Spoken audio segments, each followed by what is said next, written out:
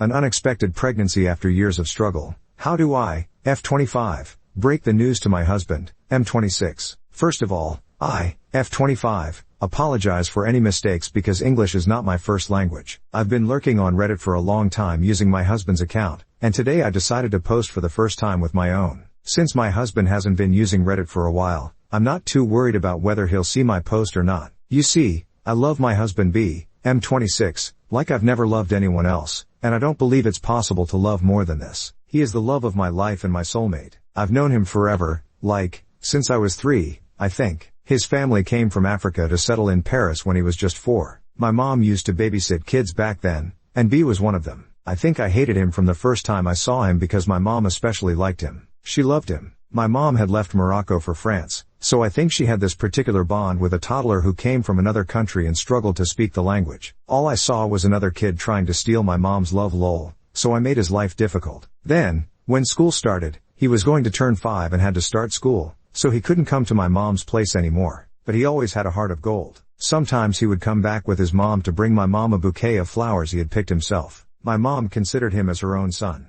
When I was old enough to go to school, my mom thought it was a good idea to go to the same school as B. Long story short, we started becoming friends. Over time, we became so inseparable that the neighborhood used to call us the Siamese twins. When we got to the pre-teenager phase, we realized we loved each other deeply. Our moms found it cute, and it was cute until one Saturday when we planned for him to come to my place through my window. I was 12, it was stupid, but we were stupid kids and didn't consider the seriousness of our actions. We were excited about committing a subversive act until my dad walked into the room and saw B.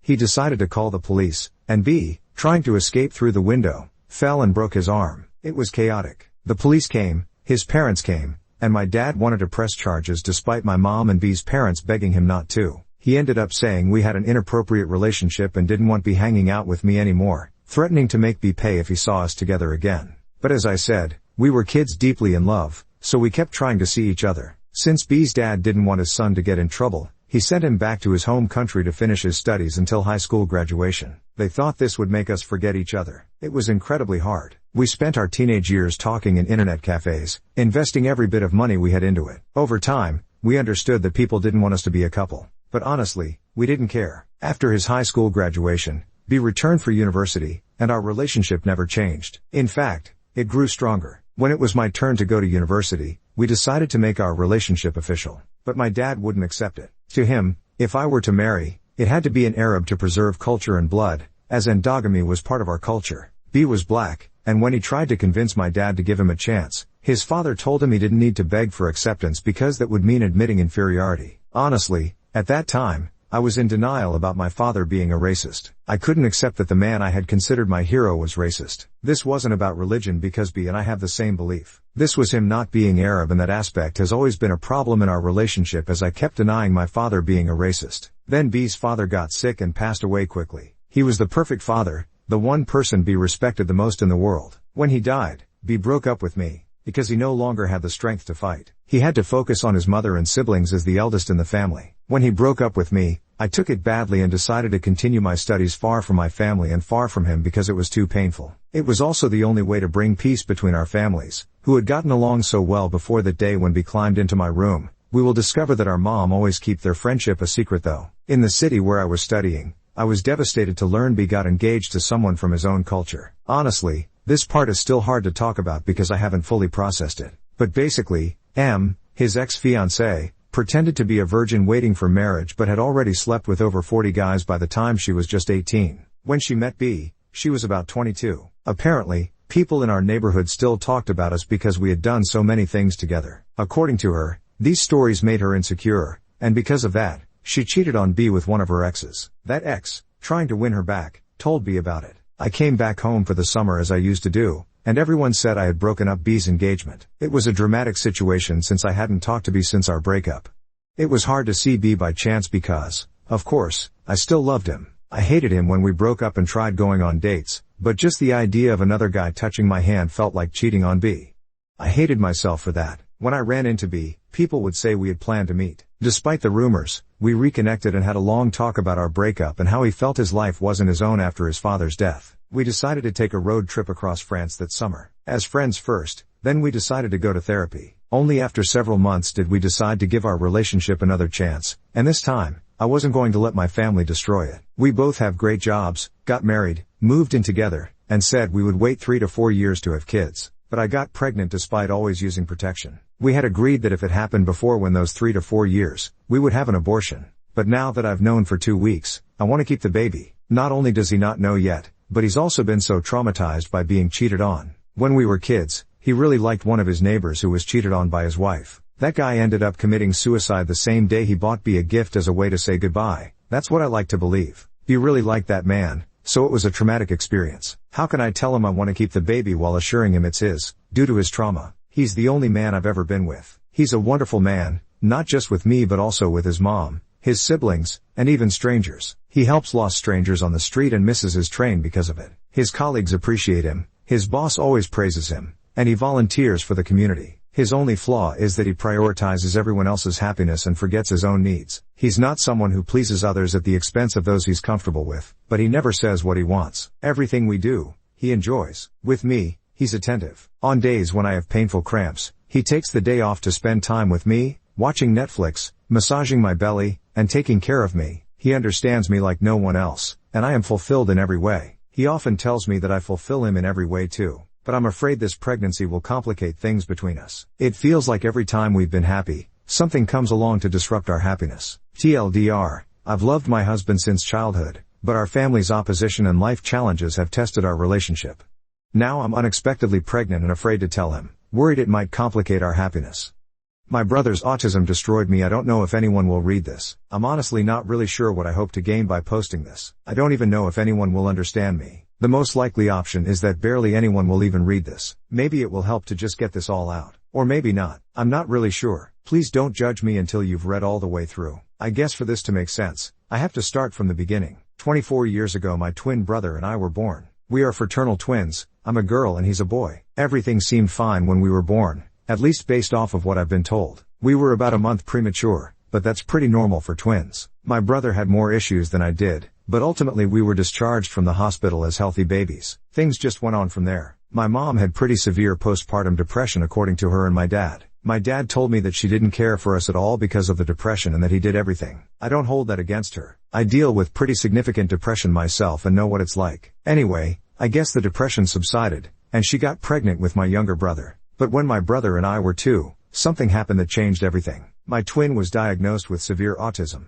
Now when I say Server's autism, I mean severe. Unable to care for himself in any way, can't read, barely able to communicate, very behavioral. The worst was the constant screaming. When I say constantly, I mean constantly. I can still hear it when I think about it. A high-pitched never-ending scream. I know it's not his fault, and I don't blame him, so please don't come at me. Before I proceed any further, I want to get something out of the way. I love my twin brother more than anything. I would do anything for him. I know that he can't help his autism. But just because I love him, doesn't mean I can't also recognize that his autism had a profound effect on me. People don't realize how hard it is for the families of those with disabilities. They don't realize how hard it is to see a loved one suffer like that. They don't understand the agonizing guilt that comes along with it. They don't understand how traumatizing it is to endure the constant screaming, the violent behaviors. To witness your parents feel so helpless and appear so sad and distraught all of the time. To see your brother pee and poop and throw up all over himself, scream, run around both in private and in public, and to have strangers yell at you and tell your parents that they are horrible parents for not being able to control their child, and then to see their parents cry because they are trying their best. To have your twin brother pinch, tackle you, and pull your hair and not understand why. To see your twin brother hurt himself, and hurt others. To be deprived of attention at vital stages of development because your brother's needs are so much more than yours. To have no one explain to you what is going on,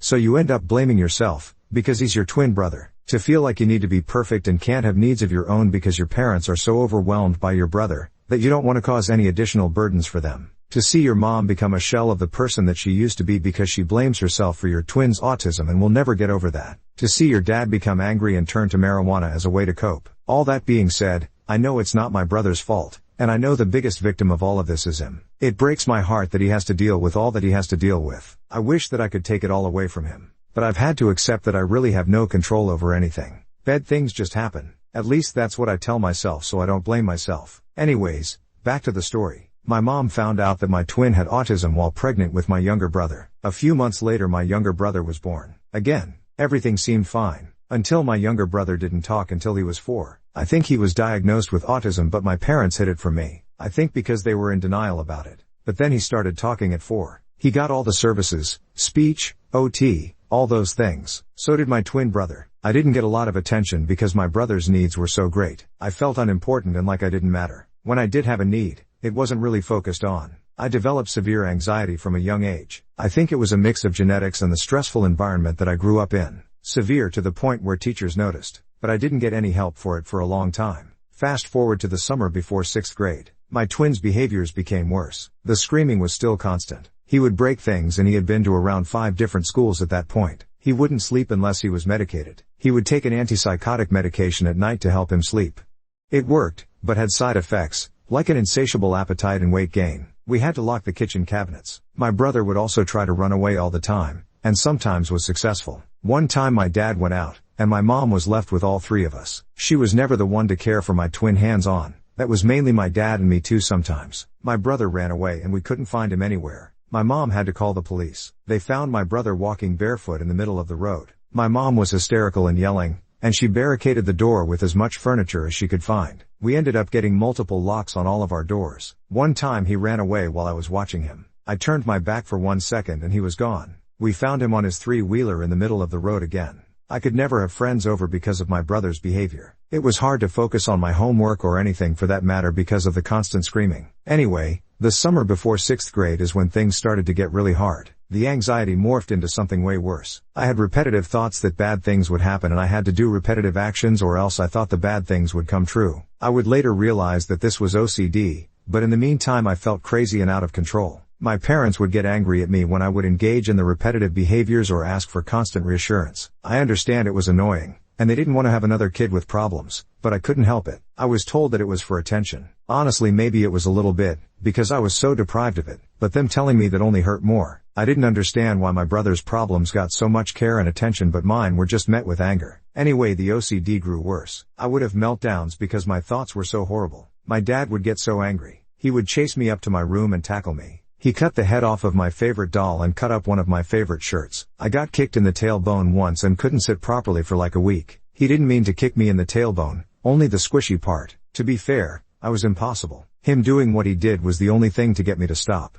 But it hurt. I felt so helpless, and like they didn't understand. Later that summer my parents finally took me to a psychiatrist. I got diagnosed with OCD and put on SSRIs, and things got better for a short while. But middle school was rough. I lost all my friends because I was acting out. Everyone thought I was weird, and I was. The OCD was more controlled, but still there. 8th grade came and I think that's when the depression started to develop. That was the first time that I cut myself. Honestly, I did do it for attention. I desperately craved it, because I was so deprived of it. I desperately wanted someone to care about me. The only way I knew how to go about that was to show people that I was struggling. I saw my brothers get attention for their struggles, and I thought that that was the only way to get people to care about me. I craved it from teachers. I tried to show them my arm, but make it look like T was an accident. Like I kept my sleeve rolled up when they were near me. But they never noticed. High school came, and that's when things got really bad. My twin brother ended up having to go to a residential school because his behaviors became too hard to handle at home. This killed me. I thought it was my fault because we were twins. I thought I was the reason we were premature, and maybe I caused something at birth. I had this survivor's guilt of sorts, like why him and not me? I became very depressed. My mom also became very depressed. I have memories of her in bed next to a bottle of benzos. Everyone fell apart. For years our whole family revolved around my twin,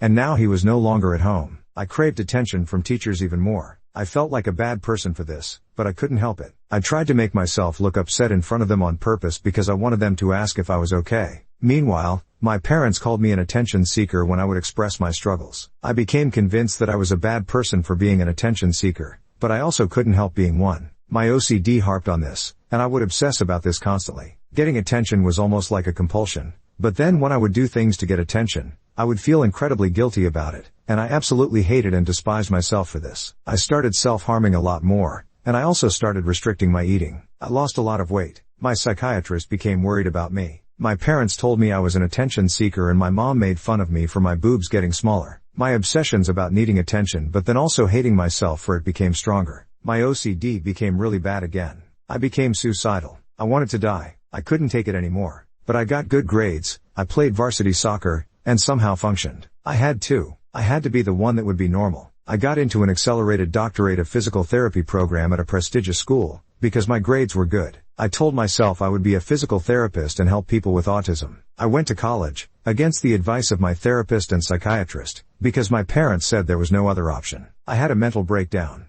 My OCD became debilitating. I could barely even move without extreme difficulty because the compulsions were so intense. The obsessions were awful and torturous. My grades were terrible. I failed out of the accelerated program because I couldn't maintain the necessary GPA to stay in the program. I stayed in the university but under a health sciences major instead. I self-harmed a lot. I wanted to die and was very close to actually trying to do so. I had no friends. I had a guy who would sexually harass me, and a boyfriend who I didn't even love. My parents wouldn't let me leave school. My psychiatrist I was seeing there convinced them to let me go to a residential treatment place for OCD during the summer. I couldn't stay the full length because it would interfere with school starting back up in the fall. But it was helpful for the time being. My compulsions were reduced a lot. The root cause of my obsessions weren't traced though. I couldn't tell anyone what it was. That I was so obsessed with needing attention. I was convinced that they would think that I was a bad person. I was in denial about it because I couldn't face it. So I left the place and went back to school hoping to have a better semester. But I had a breakdown within a few weeks of being there. I became suicidal and my parents forced my parents to take me home. They treated me like a failure. They were embarrassed to bring me places because they were embarrassed that I wasn't in college like everybody else my age. It was torture being inside my brain.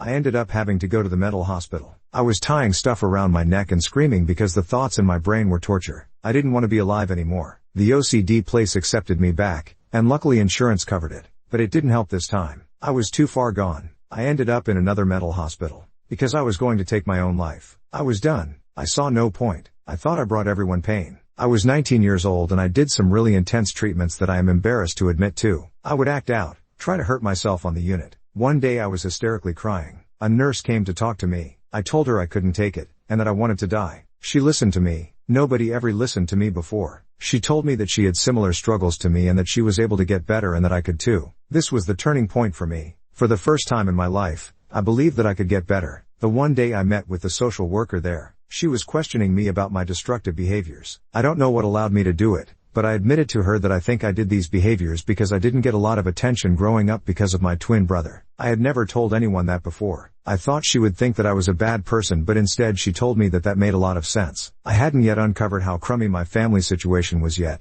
and I hadn't even fully admitted to myself that I was an attention seeker, but this was a huge step for me. I ended up deciding that I wanted to be a nurse and help other people like the nurse that talked to me helped me. This was enough to give me a reason for wanting to live. That became my purpose until I could find one for myself. I was discharged from the hospital a little bit later. Things were hard at first. I was still suicidal. I still had really bad obsessive thoughts, and thought of myself as a bad person. But I started seeing a really helpful therapist, and enrolled in nursing school, and things started to go in a positive direction. I started to uncover a lot of trauma that I had been through. Not only the stuff from my twin brother, like the screaming and the behaviors, but also my family situation. My mom's depression, the emotional abuse and neglect, the physical abuse that there was a little bit of. I realized that my OCD probably arose as a way to try to find some sense of control over a situation that felt so out of control. I graduated nursing school, and got my first job as a nurse in September of 2023. I am having a hard time right now, but it does help to think of how far I've come. I still have really bad anxiety and obsessive thoughts. I still have pretty significant attention. The trauma that I experienced still impacts a whole lot of aspects of my everyday life. The way I interact with people. It's hard for me to have friendships. I don't have any friends right now. I still feel this survivor's guilt about my twin.